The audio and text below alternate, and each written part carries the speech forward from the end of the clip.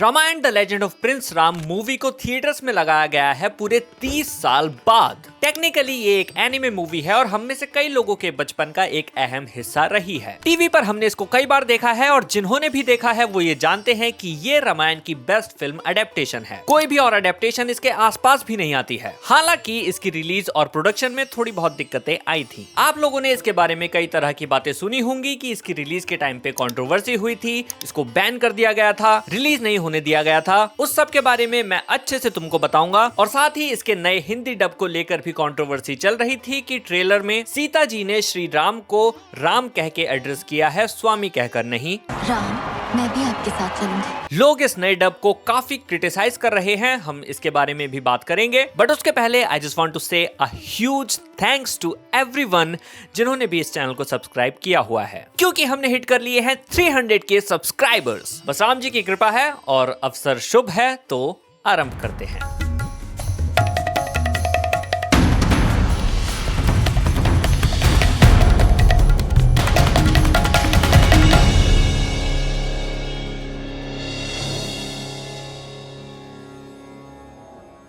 मैं एक बार फिर से बता देता हूं कि Ramayana the legend of prince Ram एक एनिमे मूवी है जिसको इंडिया और जापान ने कोलैबोरेशन में बनाया था। इसको लीड किया था युगो साको-सान और राम मोहन जी ने। एनिमे फिल्म है तो ऑब्वियसली इसका एनिमेशन ऑन पार था उस टाइम के जापान के एनिमे से, बल्कि हो सकता है कि थोड़ा सा बेटर ही हो। और सिर्फ इतना ही नहीं, इसका screen play, dialogues and portrayal of the epic is on point. ये ना सिर्फ रिस्पेक्टफुल है बल्कि बहुत ज्यादा क्रिएटिव भी है। मैं काफी कुछ भूल चुका था, तो इस बार जब मैंने इसको देखा तो मेरे अंदर इसकी क्रिएटिविटी को लेकर एक अलग ही रिस्पेक्ट आ गई। अलग अलग मॉन्स्टर्स, सी मॉन्स्टर, लक्ष्मण और इंद्रजीत का हवा में युद्ध, इंद्रजीत का मायाजाल और हनुमान जी का पूरा flight scene, so beautiful. And last में तो पूरा डिकैपिटेशन है। Ravan looks so scary in the final battle. And of course ये सब पॉसिबल हुआ है इतनी इंटेंस रिसर्च और दोनों कंट्रीज के आर्टिस्ट के कोलैबोरेशन के थ्रू। युगो साको 1983 में एक प्रोजेक्ट पर काम कर रहे थे जिसका नाम था द रामायण रेलिक्स। ये एक डॉक्यूमेंट्री फिल्म थी जिसमें डॉक्टर बी लाल के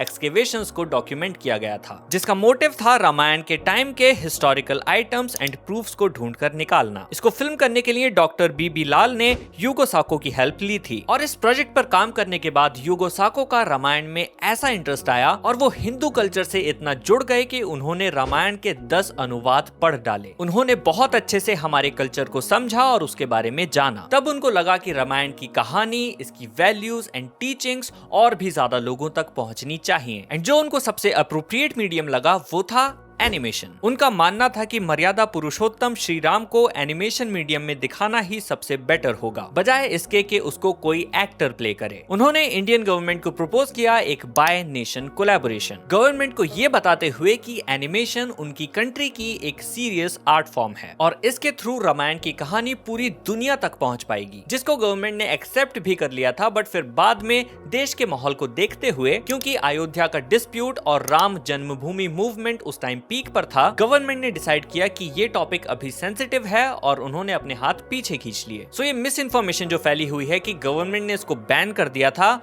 ऐसा कुछ भी नहीं है। ना तो कोई बैन लगा और ना ही कोई प्रोटेस्ट वगैरह हुआ, बस गवर्नमेंट ने इसके प्रोडक्शन में हेल्प नहीं की। खैर, जब कोई चारा नहीं बचा तो युगो साको-सान ने जापान से ही फंड्स का जुगाड़ किया। टैम कॉर्पोरेशन लिमिटेड कंपनी ने इसमें पैसा लगाया और ये कोई फिल्म प्रोडक्शन कंपनी नहीं है। इसने आज तक सिर्फ एक ही फिल्म प्रोड्यूस की है और वो है रामायण की ये फिल्म। इसके प्रोडक्शन के लिए एक कंप्लीटली न्यू स्टूडियो सेटअप किया गया और 450 आर्टिस्ट ऑन बोर्ड किए गए from India as well as Japan. Indian artist ने जापानीज आर्टिस्ट के साथ मिलकर काम किया और मूवी में दिखाए गए इंडियन कस्टम्स, क्लोथिंग्स, एसेसरीज, ऐसी चीजों को लेकर उन्हें गाइड किया, जिसके कारण ये मूवी इतनी ट्रू टू इट्स रूट्स बन पाई है एंड हर कोई इस फिल्म को रामायण की बेस्ट फिल्म एडेप्टेशन मानता है। इस मूवी को पहले स्क्रीन किया गया था 1993 में 24th international Indian film festival में, लेकिन तब इसको हिंदी में नहीं रिलीज किया गया था। इसको पहले इंग्लिश में स्क्रीन किया गया संस्कृत सॉन्ग्स के साथ और फिर लेट 1990s में इसको हिंदी में भी डब किया गया, जिसमें श्री राम की आवाज दी है अरुण गोविल जी ने, जिन्होंने रामानंद सागर जी की रामायण में भी श्री राम का रोल निभाया था। रावण की आवाज दी थी लेट अमरीश पुरी ने and all of us 90s kids no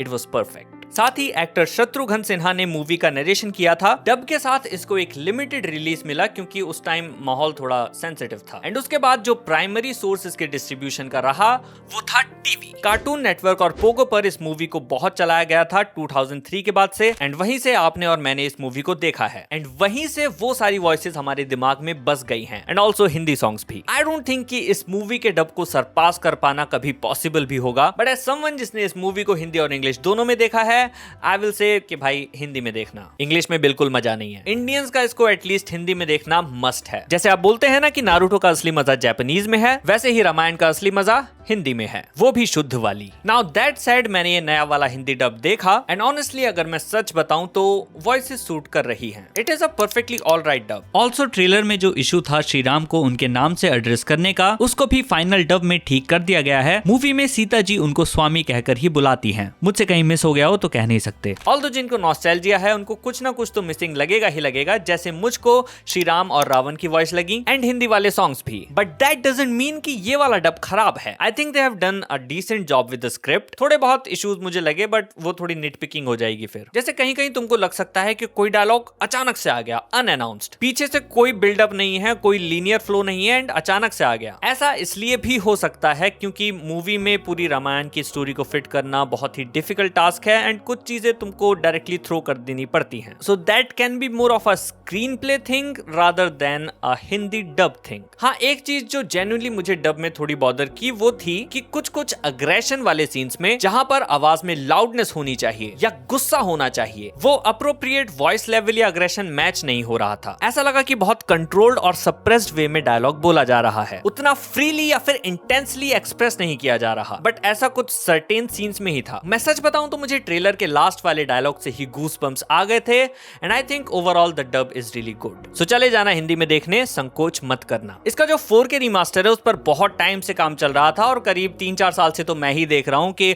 अब रिलीज होगा, अब रिलीज होगा, अब रिलीज होगा, बट होता ही नहीं था। आई थिंक ऐसे कई मौके आए जब इसको रिलीज कर दिया जाता तो और भी ज्यादा मात्रा में लोग इसको देखते, जैसे जब आदि पुरुष ने लोगों को डिसअपॉइंट किया, या फिर जब दिवाली आई, या फिर जब राम मंदिर का उद्घाटन हुआ। But I guess better late than never. And now ये आपकी और मेरी जिम्मेदारी है कि इस मूवी को इसका ड्यू दिया जाए और इसको उस तरह से सेलिब्रेट किया जाए जैसा ये डिजर्व करती है, क्योंकि आज के कलयुग में मर्यादा पुरुषोत्तम की वैल्यूज का लोगों तक पहुंचना बहुत जरूरी है। और मुझे देखकर बहुत खुशी हुई कि पहले शो में पहले ही दिन ऐश और मेरे अलावा भी काफी लोग इसको देखने आए हुए थे, सुबह 10:30 बजे। और मैं तो बल्कि ये कहूंगा कि अकेले ही नहीं, अपने पूरे परिवार के साथ जाइए। उनको ये दिखाने का अच्छा मौका है कि एनिमेशन सिर्फ बच्चों के लिए नहीं होता है, इसमें भी बेहतरीन मूवीज बन सकती हैं, जैसा यूगो साको का इंटेंशन भी था इंडियंस को समझाने का। And that was it. Video पसंद आई हो तो लाइक कर देना ताकि ज्यादा लोग इस वीडियो को देखें और इस मूवी को अच्छी मात्रा में देखने जाएं। और अगर चैनल को सब्सक्राइब नहीं किया है तो सब्सक्राइब कर देना ताकि मैं आपकी फीड पर दिखता रहूं। I'll see you in the next one. Bye bye.